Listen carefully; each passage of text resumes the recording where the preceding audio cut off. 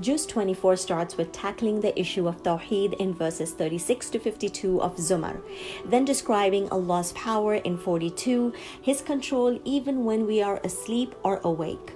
42 states, God takes away people's souls upon their death, and the souls of the living during their sleep. He keeps with Him the souls of those whose death He has decreed, and sends back the others until their appointed time. The ones who fail to recognize this as a sign, the surah then shows their miserable state when they return for judgment. They would surely offer it all, yani this dunya, as a ransom to free themselves from the punishment. 47 to 48. This then leads us to 53, the ayah of abundant hope.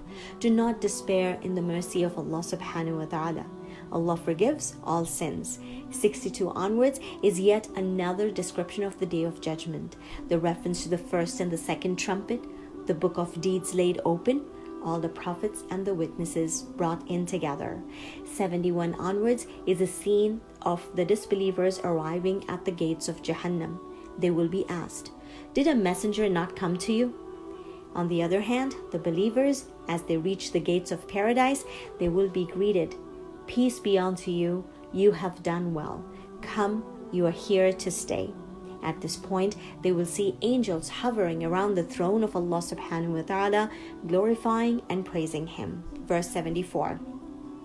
Ghafir, after talking about how everything in the universe is submissive to Allah subhanahu wa ta'ala and making a quick reference to the angels around the arsh, verse 23 onwards are certain events from the life of Musa alayhi salam, particularly his encounter with Fir'aun, Haman, and Qarun. In that passage is the story of the believer in the household of Fir'aun who concealed his faith in verses 28 to 35, who tried to defend Musa alayhi salam when Fir'aun tried to kill him, saying, would you kill a man because he said, Allah is my Rabb? Then he gives them a strong warning by reminding them of the fate of the communities of Nuh, Ad, Thamud, and then also talking about Yusuf alayhi salam. 36 onwards is the mockery of the message of Fir'aun when he asks Haman to build a tower so he can see the God of Musa. Across all ages, the disbelievers' response has been the same. While they continue in their dispute, Allah subhanahu wa ta'ala comforts the Prophet through verses 56 to 60, saying, be patient until Allah's promise comes true. Fussilat opens with huruf muqatta'at, then describing revelation that is spelt out in Arabic, before stating the response of the arrogant disbeliever. Verse 5, our hearts are veiled from whatever you call us to.